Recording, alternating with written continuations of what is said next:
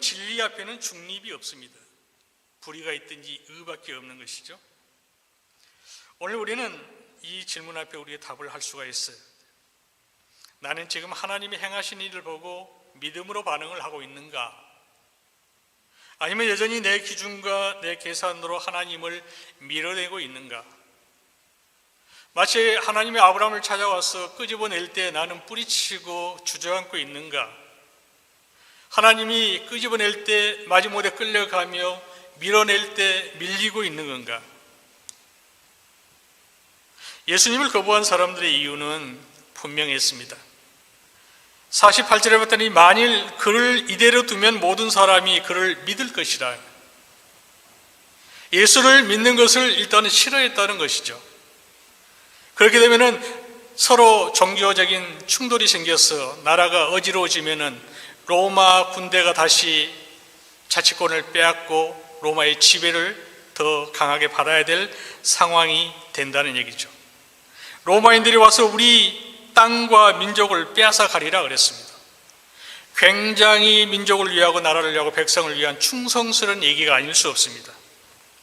겉으로 보면 민족을 걱정하는 말이죠. 나라를 말하는 걱정합니다. 그러나 속을 들여다보면 하나님이 아니라 자기 자리와 안전을 지키려는 마음이 숨겨져 있습니다. 그들은 예수님의 기적을 부정하지 않았습니다. 사실이니까. 많은 사람들이 보고 많은 사람들이 믿고 따랐으니까. 문제는 자신들이 붙들고 있는 것 때문에 믿지 않기로 선택한 것입니다. 사랑하는 성도 여러분, 오늘 이들의 모습이 마치 우리의 모습과 좀 비슷한 게 있지 않습니까? 우리는 예수님을 믿는다고 말하지만은 우리의 선택이 믿음과 다를 때가 참 많은 것 같아요. 현실의 상황에 따라 우리의 믿음이 왔다 갔다 할 때가 참 많죠. 그래도 얼마나 감사합니까? 그럼에도 불구하고 이 자리에 있다는 것, 우리가 믿음의 자리를 벗어나지 않는다는 것, 너무나 감사합니다. 그러니 선한 주님이시죠. 내가 쌓아온 것, 내가 포기하지 못하는 것, 내가 내려놓기 싫은 것 때문에 하나님께 자리를 내어드리지 못할 때가 참 많더라고요. 저를 보니까 그래요. 그래서 믿음은 자신이 붙들고 있는, 내가 붙들고 있는 것을 먼저 버려야 믿음이 자라는 것 같아요. 여러분 야곱 잘 알잖아요. 야곱이 어떤 사람이었습니까? 야곱은 처음에는 남의 것을 약탈하는 사람이었죠. 계산하고 비교하고 속이고 끝까지 놓지 않는 사람이었습니다. 이름 자체가 붙잡는 자, 빼앗는 자의 의미예요. 다시 말하면 사기꾼, 악질이라는 얘기예요. 그런데 여러분, 그렇게 살았던 야곱의 인생이 어떻게 되었습니까? 그렇게 붙잡으려고 하고 사기를 치고 악한 일을 하고 붙잡고 자기 마음대로 채우려고 했던 그 인생이 어떻게 됐나요? 도망자가 되었습니다. 불안한 인생이 되었습니다. 늘 쫓기는 삶이 됩니다. 그렇습니다. 인생은 붙들고 잡고 쥐려고 하면 그러면 그럴수록 갈급하게 되어 있어요. 어느 날 밤 야복 강가에서 하나님을 만나죠. 그 밤에 야곱은 처음으로 깨달았습니다. 아, 나로는 안 되는구나. 안 되구나. 내 힘으로 붙잡는 인생은 안 되는구나. 그래서 그는 하나님께 매달립니다. 32장 창세기 32장 26절에 보면 당신이 내게 축복하지 아니하면 가게 하지 아니하겠나이라 하고 야곱이 마치 하나님과 천사와 씨름을 하죠. 예전에 야곱은 사람을 붙잡던 사람이었습니다. 그런데 지금 야곱은 하나님을 붙잡고 씨름을 하고 있습니다. 네, 여러분, 야곱이 하나님의 싸움을 건 게 아니고 하나님이 야곱에게 싸움을 걸도록 내려와 주신 거죠. 네. 여러분, 야곱이 이겼습니까? 하나님이 이겼습니까? 천사가 이겼습니까? 야곱이 이겼다고 그러죠. 그런데 정확히 보면은 하나님의 천사가 져준 것입니다. 싸움을 걸어온 야곱에게 하나님의 천사가 져주었습니다. 그래 가라, 됐다, 알았다. 어떻게 천사가 지겠습니까? 물론 야곱의 환도뼈를 깨뜨렸다고 하지만은 져주신 것입니다. 하나님은 아브라함을 찾아가서 마냥 져주신 것처럼, 다가와 주신 것처럼 하나님은 야곱을 찾아가서 싸움에서 져주셨습니다. 하나님 우리 인생에도 하나님 우리 찾아와서 져주신 거예요. 아들을 십자가에 매달려 죽게 하신 것은 져주신 거예요, 우리에게. 야곱이 이제는 하나님을 붙잡는 사람이 되었어요. 그리고 그 순간 하나님은 그의 이름을 바꿔주죠. 야곱이 아니라 누구로? 이스라엘로. 붙잡는 자에서 하나님께 붙들린 자가 됩니다. 사랑하는 여러분, 야곱의 인생이 바뀐 순간은 더 많이 붙잡았을 때가 아니라 붙잡았던 것을 놨을 때, 하나님께 매달렸을 때 하나님에게 한량없는 축복을 내려주셨어요. 이게 믿음입니다. 믿음은 내가 붙잡는 것이 아니라 하나님이 이끌어 오실 때 붙들리는 겁니다. 붙들리는 거.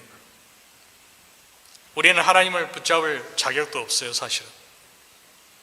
그래서 하나님이 아들을 통해서 우리를 붙잡는 통로를 만들어 주신 거죠. 사랑하는 여러분, 우리는 지금 무엇을 붙들고 있습니까? 내 계획, 내 자존심 필요하죠, 다. 내 방식, 내 인생이 주도권 내가 쥐고 있죠. 근데 그것 때문에 힘들어하지 않습니까? 내가 붙잡고 살면 야곱처럼 힘이 듭니다, 사실. 저는 그렇더라고요. 그러나 내려놓고 주님께 붙들리니까 삶이 형통하게 되더라고요. 고난이 없어서 형통하게 된 게 아니고 그건 상관이 없어요. 환경과 상관이 없어요. 이게 내가 하나님 앞에 무릎을 꿇으냐, 내가 붙잡고 있냐에 따라서 아무렇지 않은 것도 엄청난 문제가 나를 누르는 것 같고, 엄청난 문제가 있는데 내가 하나님께 내려놓고 붙들리니까 문제가 아니에요. 싹 다 하나님의 계획으로 보이더라고요. 잠언 3장 5절 6절에 보면 너는 마음을 다하여 여호와를 신뢰하고 내 명체를 의지하지 말라고 말씀하죠. 잘하는 말씀이죠. 그래서 너는 범사에 그를 인정하라 그랬어요. 그리하면 내 길을 지도하시다. 누구를 인정하라는 겁니까? 하나님을 인정하라는 거죠. 네 주제를 가지고 살지 말고 너의 모든 인생을 하나님께 맡기고 살라는 말 아닙니까? 저와 여러분의 지혜가 하나님의 지혜보다 더 크겠습니까? 낫겠습니까? 잘하겠습니까? 하나님의 인도를 받는 은혜가 있으시길 바랍니다. 대제사장 가야바는 믿음의 갈림길에서 정치적으로 계산을 했습니다. 50절에 봤더니 한 사람이 백성을 위하여 죽는 것이 너에게 유익하다라고 말합니다. 굉장히 이게 의미 있는 말이죠. 그는 한 사람을 희생시키면 로마로부터 이스라엘 전체를 지킬 수 있다고 생각을 했습니다. 옳은 생각입니까? 그릇된 생각입니까? 그릇된 생각이죠. 악의가 들어있는 생각입니다. 그러나 여러분, 예수님은 놀랍게도 그 말을 통해서, 그 대제사장 가야바의 말을 통해서 복음이 선포하셨어요. 복음을. 가야바가 예수께서 그 민족을 위할 뿐만 아니라 흩어진 하나님의 자녀를 모으려 함이라고 가야바가 예수를 핍박하는 것 같지만 그 속에 복음이 담겨져 있습니다. 대제사장 가야바는 예수님의 죽음을 주장했지만 결과적으로 그의 말은 예수 그리스도의 대속적인 죽음의 선언이 되고 말았습니다. 놀랍지 않습니까? 사람은 자기의 이익을 위해 계산하며 예를 쓰며 살아가지만 하나님은 그 악한 일을 통해서도, 부당한 일을 통해서도 역사를 이루어 가신다는 얘기예요.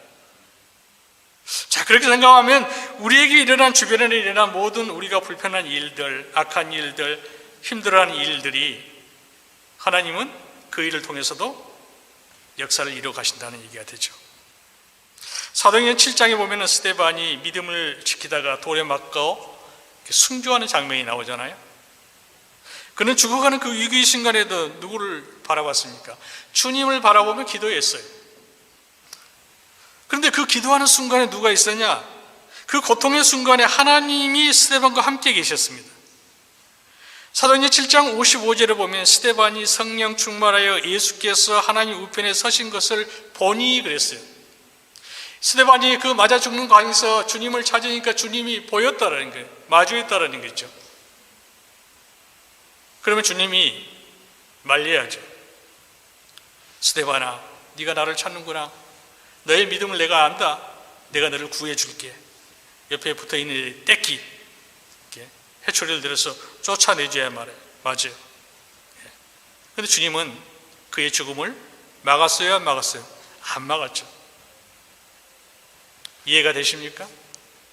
그 믿음 좋은 스데반이 죽어가는 과정에 주님이 보시면서, 하나님이 보시면서 왜 가만히 두셨냐라는 거죠. 왜 역사하지 않았을까? 저는 이해가 잘 안 돼요. 좀 살려주시지. 주님을 찾았는데. 여러분, 하나님의 주권적인 섭리는 인간의 악한 의도조차도 초월해서 역사하신다는 사실이에요. 우리가 보기에는 불합리해 보이는 상황에서도 하나님은 완전한 계획을 이루어 가시는 거예요. 그래서 선한 주님 아닙니까? 선한 주님. 그래서 그것을 이해하지 못하는 우리는 때로 하나님의 계획을 놓칠 때가 많아요. 하나님은 항상 선한 곳에서만 역사를 이룬다고 생각해요. 좋은 일에서만, 좋은 환경에서만 이루고, 내가 잘나야만, 내가 완전히 갖춰야만 역사를 이루다라고 생각을 하는 거죠. 그렇지 않습니다. 죽음을 조차도, 악한 상황에서도, 어떤 상황에서도 하나님은 자신의 계획을 이루어 가시는입니다. 우리의 삶의 고통과 상관이 없어요. 고통이 있든 없든 간에 하나님이 이루어 가시는 분, 전능하신 하나님이시니까. 주님은 그 스데반의 죽음을 통해 자신의 영광을 드러내셨어요. 사도행전 8장 1절에 보면 그 날에 예루살렘에 있는 교회에 큰 박해가 있어 흩어지니라. 이게 또 무슨 말이야? 박해가 있는데 무슨 하나님의 영광입니까? 잘던 곳에서 워낙 그 박해가 핍박이 있어서 다 흩어졌는데 무슨 그게 영광이냐고요. 그게 하나님의 일이냐고요. 내 삶이 내 본토 친척 아비를 다 떠나게 생겼는데, 예수 믿는다고 잡아 죽이게 생겼는데 이게 무슨 영광이냐고요. 우리는 스데반을 영광이라니까 아주 아름답고 엄청난 것으로 우리는 그렇게 받아들입니다. 그 영광 아니잖아요. 핍박이 오고 흩어졌다잖아요. 스데반 죽음 이후에 제자들이 박해를 피해서 온 땅으로 흩어졌어요. 집을 잃고 동굴에 들어가서, 커터콤에 들어가서 예배를 드리고 그랬습니다. 그러나 그 핍박으로 인하여 온 사람들이 흩어졌고, 흩어짐으로 인하여 온 열방의 복음이 전해지기 시작했습니다. 하나님의 보시선을 봤을 때는 그 죽음을 통해서 영광을 드러내신 거죠. 사랑하는 성도 여러분, 우리는 그런 상황을 받아들이기가 쉽지 않습니다. 우리는 여전히 납득할 수 없어요. 그래서 우리는 이와 같은 상황이 이해되지 않아 늘 신앙에 대한 갈등을 겪습니다. 그러나 분명한 것은 하나님은 우리의 갈등마저도 하나님의 계획으로 바꾸시는 분이라는 거예요. 우리가 보기에는 지는 것 같고, 우리가 무너지는 것 같고, 손해보는 것 같고, 끝나는 것 같지만 하나님은 그 자리에서 새로운 일을 시작하셔야 합니다. 최소한도 우리를 아들을 주고 우리를 구하시고 이끌어내시고 살리셨다. 우리가 그걸 믿는다면 우리로 하여금 아들 값을 해야 되지 않겠습니까? 그래서 베드로서 전서 4장 12절 13절은 뭐라 합니까? 불시험을 이상한 일 당한 것 같이 이상히 여기지 말아요. 불 속에 들어가는 시험을 당할지라도 너희가 하나님의 백성이 하나님의 자녀라면 이상하게 생각하지 말라는 거예요. 왜 이상하네? 뜨거운데. 그리스도의 고난에 참여하는 것으로 즐거워하라는 거예요. 참 이게 신앙이, 복음이 이해하기 힘들 때가 있어요. 믿음이 있더라도 고난의 길은 쉬운 길이 아닙니다. 고난이 없을 때는 믿음이 있어 보이고 할렐루야 하지만은 정말 나에게 고난이 오면은 갈등이 생긴 것이 우리의 체질이에요. 그러나 주님은 그 고난 중에도 우리에게 계획을 가지고 이루고 계신다는 거예요. 이건 잊지 말아야 돼요. 그래서 무슨 일이 됐든 주님께 우리가 맡겨야 되는 거죠. 그 길은, 그래, 맡길 때 그 길은 반드시 하나님의 계획의 길이 되고 의미가 되는 길이 된 것입니다. 유대 지도자들이 예수님을 죽이기로 결정을 하죠. 그래서 요한복음 11장 54절에 보면은 예수께서 나게 다니지 아니하고 에브라함으로 가셔서 거기 머무시려 했어요. 예루살렘에서 피했다는 얘기예요. 사람들이 많은 곳에 피해서 숨어들었다는 얘기 아닙니까? 그 자신을 잡아들려고 할 때 그 현장을 피했다는 거예요. 여러분, 저는 이 말씀을 보면서 이렇게 생각했어요. 예수님도 위험하니까 피하네. 예수님도 위험하니까 장대를 쓰시네. 그렇다면 우리가 어려운 상황에 피하는 것은 뭐 당연한 거 아닌가라고 생각할 수 있죠. 그렇습니다. 예수님도 육신을 입고 있었기 때문에 죽음 앞에서 두려우셨습니다. 예수님도 십자가를 피하고 싶으셨어요. 그래서 겟세마네 동산에서 그렇게 기도하지 않습니까? 내 원대로 마옵시고 아버지 원대로 하는데 할 수만 있다면 아버지, 이 잔을 내게서 옮겨줬으면 좋겠습니다. 좀 내가 더 육신을 입고 더 이 땅에서 할 일이 있지 않을까요? 라고 예언했던 장면 아닙니까? 물론 그 속에는 엄청난 다른 뜻이 숨겨져 있지만, 그래서 이 예수님이 에브라임으로 숨어 들어가는 것은 겉으로 보면 예수님이 물러나신 것처럼 보여요. 마치 무서워서 피하신 것처럼 보입니다. 그런데 여러분, 이것은 예수님이 그들이 두려워서 피하신 것, 도망친 것이 아니라 하나님의 때를 향한 준비였어요. 요한복음 7장 30절에 보면 그의 때가 아직 이르지 아니하였으므로 아무도 손을 대지 못하였더라. 예수님이 죽고 싶어서 죽는 게 아니에요. 그들이 아무리 죽으려고 해도 십자가에 박힐 유월절이 돼야 됩니다. 하나님의 때가 돼야 돼요. 사랑하는 성도 여러분, 크고 작은 일들이 우리 삶 가운데 많이 있죠. 지난주에 아까 말씀드린 대로 우리 고 김영호 안수 집사님께서 소천하신 일도 있고, 또 몸이 너무 안 좋아서 집안에서 지금 예배를 드리고 있고 나오지 못한 분들도 있고, 그건 아니라 하더라도 내 가정의 문제, 내 경제적인 문제, 내 삶의 문제, 정말 작은 것에서 큰 것까지 우리는 날마다 갈등하며 살아갈 수밖에 없어요. 그런데 하나님은 우리가 당하는 모든 상황을 아신다는 거, 그거 믿어야 됩니다. 그 일을 통해서도 이 땅에 당신의 뜻을 이루어 가신다는 사실을 믿으시기 바랍니다. 엄청나게 크고 중요하고 의미가 있는 일만 가지고 하나님이 뜻을 이룬 게 아니라, 작은 사소하고 누가 보기에는 그것 가지고 그렇게 고민하냐라고 말하는 것을 통해서도 하나님은 우리의 이끌어 가시는 거예요. 그게 믿는 게 우리가 절대 주권을 믿는다고 하는 것입니다. 여러분, 그런 증인들이 오늘 이 자리에 앉아 계신 여러분들 아닙니까? 네. 그럼에도 불구하고 우리는 어떻습니까? 지금도 우리 자신의 상황에 대해서 여전히 하나님께 불만스럽습니다. 그래서 입이 이만큼 나와서 우리가 하나님 앞에 물을 수밖에 없어요. 왜 하나님은 이 상황을 막지 않으시는가? 왜 악이 성보다 더 강해 보이는데 하나님은 가만히 계시는가? 왜 하나님은 그들을 혼내지 않고 자리를 피하셨는가? 왜 스데반이 죽을 때 가만히 계셨는가? 왜 내 인생에 이렇게 고난의 여정이 반복이 되는데 하나님은 도대체 어디 계시는가? 우리는 인생에서 그런 문제를 마주칠 때마다 그저 화가 나고 억울하게 생각합니다. 하나님이 우리의 기대를 깨뜨리는 것은 그것이 쓸모없기 때문이 아니라 그것으로 하나님의 더 크고 깊은 뜻을 담을 수 없기 때문입니다.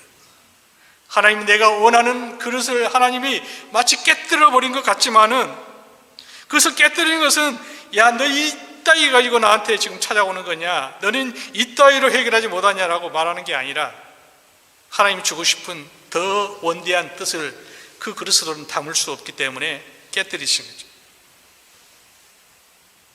이사야서 55장 8절 9절은 내 생각은 너희 생각과 다르며 내 길은 너희의 길과 다르니라 그랬어요. 어떻게 삐새가 황새의 뜻을 알 수 있겠습니까? 내 생각은, 하나님의 계획은 우리의 계획과 다릅니다. 하나님을 내 계획에 맞춰달라고 끌어서 내려서 원대한 그 하나님을 요만한 탁구으로 만드시면 요한복음 14장 7절에는 내가 하는 것을 네가 지금은 알지 못하나 이후에는 알리라 그랬습니다. 항상 내가 이것 때문에 부끄러워요. 뭔가 이렇게 가정에서나 막 이렇게 다 해놨는데 나중에 보면 항상 나를 부끄럽게 말씀이. 우리는 항상 하나님보다 먼저 앞서서 생각하다가 회개할 때가 너무 많아요.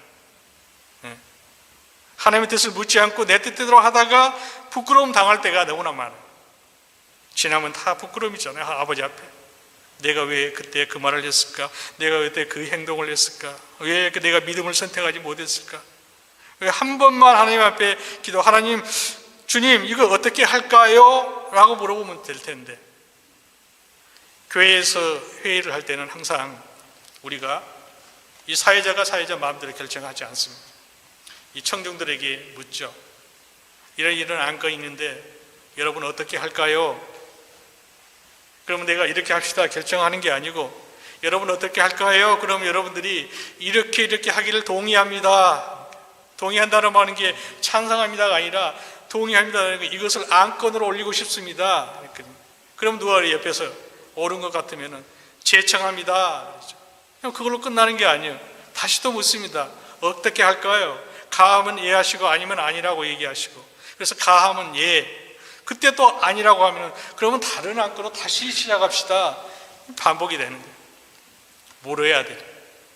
아버지 앞에 물어야 돼요. 답이 나옵니다. 선한 답이 나와요. 그래서 교회는 일방적으로 결정하는 게 아니에요. 그게 안 되면은 다음 회기로 넘겨서 될 때까지 회의하고 설득하고 이해시키고 가는 거예요. 될 때까지 주님을 찾고 묻고 그렇게 하셔야 돼요. 하나님은 우리의 기대를 무너뜨리는 것이 아니라 더 큰 뜻을 담기 위해서 기다리시고 그릇을 넓히고 계시는 거예요. 여러분, 그런데 우리는 어떻습니까? 기다리지 못하죠. 이해를 못하고 그저 화만 납니다.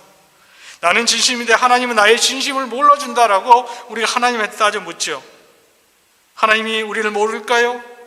그렇지 않습니다. 하나님은 죽음에도 의미를 담으셔요. 우리가 아는 큰 것에만 담지 않고요, 작은 것에도 다 담아서 우리에게 응답해 주십니다. 우리가 기대하는 승리가 아니라 하나님의 방법으로 이루시죠. 하나님은 스데반이 자신의 모든 것을 내려놓는 섬김과 사랑의 자리에서 찾아오셔서 당신을 나타내시고 그 죽음을 통해서도 역사하셨어요. 그래서 우리가 하나님 안에 살아가는 한 절망적인 상황마저도 응답의 조건이 될 수 있다고 생각을 해야 돼요. 하나님이 능치 못할 일이 없다고 하셨습니다. 말로만이 아니라 하나님은 정말 능치 못할 일이 없음을 내 삶에서 응답으로 받아야 되죠. 주님은 그 일을 십자가를 통해서 우리에게 보여주셨어요. 참 십자가는 갖다 쓸 때가 많아요. 모든 것에 만병통치.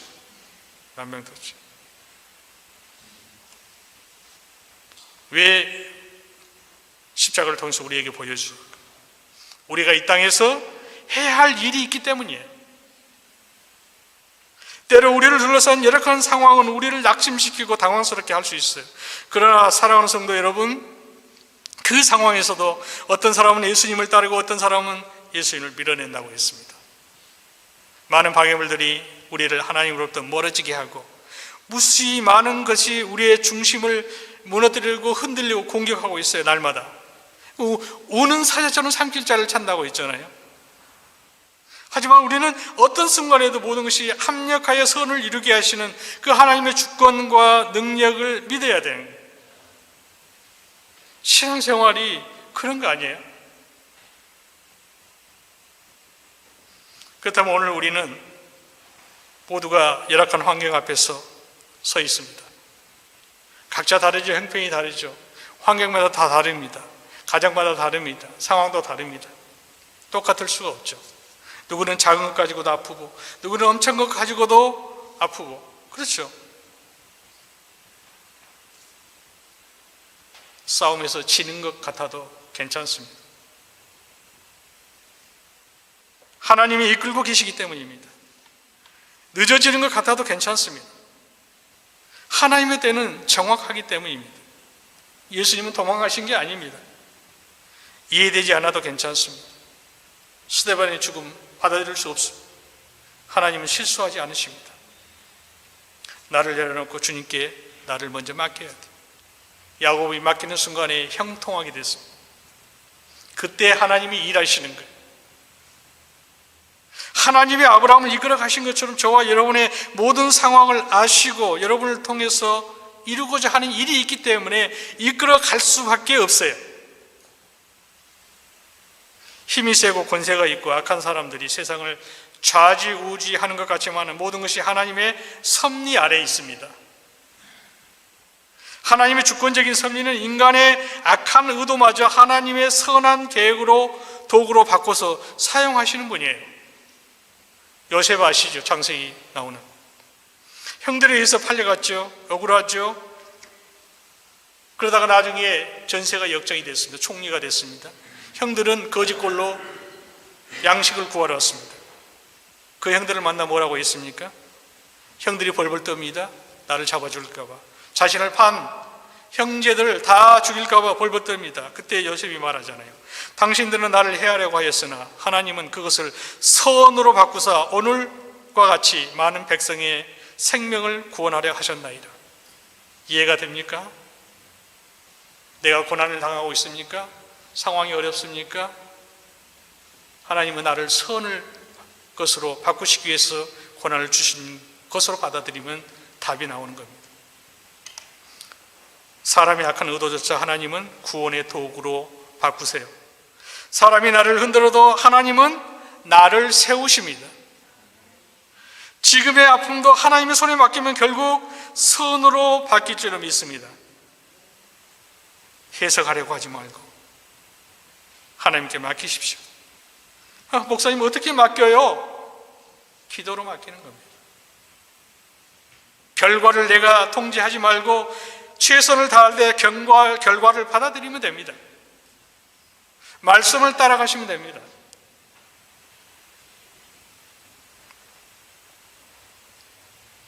믿음의 사람들은 다윗처럼 요셉처럼 항상 하나님 편에 서고 하나님의 뜻에 순복하는 것입니다. 믿음 대신에 자신의 죽이려는 그런 선택을 한 사람들의 계획조차도 주님은 구원의 계획으로 바꾸시는 하나님이신데 당신의 편에 선 우리를 보호하시고 우리에게 최후의 승리를 허락해 주실 것을 그렇지 않겠습니까?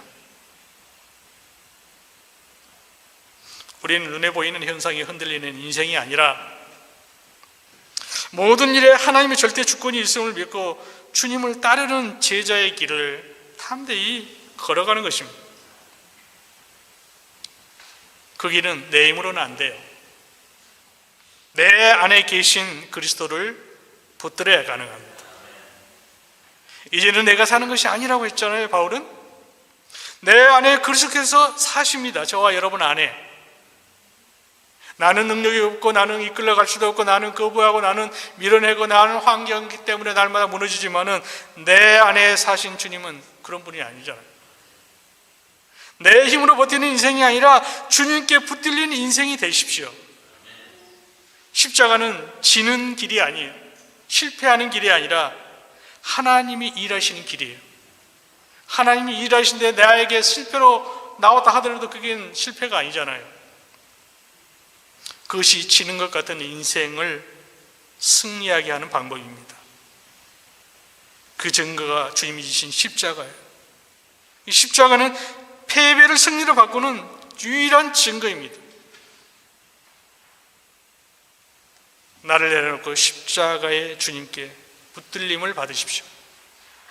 그래서 저와 여러분 모두가 하나님의 영광을 드러내고 생명을 살리는 일에 귀하게 쓰임받기를 예수님의 이름으로 축원합니다. 우리 주신 말씀으로 이 시간 우리 모두 주님 앞에 고백하기를 원합니다.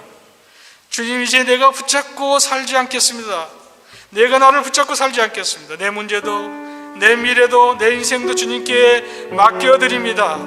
붙들리기를 원합니다. 이제는 내가 사는 것이 아니라 주님이 내 안에 사시도록 내 인생을 맡겨드리니 나를 이끌어 주시옵소서, 나를 밀어내 주시옵소서. 기도로 맡기겠습니다. 내 선택을 맡깁니다. 결과도 주님께 맡기겠습니다. 이 시간 함께 통성으로 고백하도록 하겠습니다.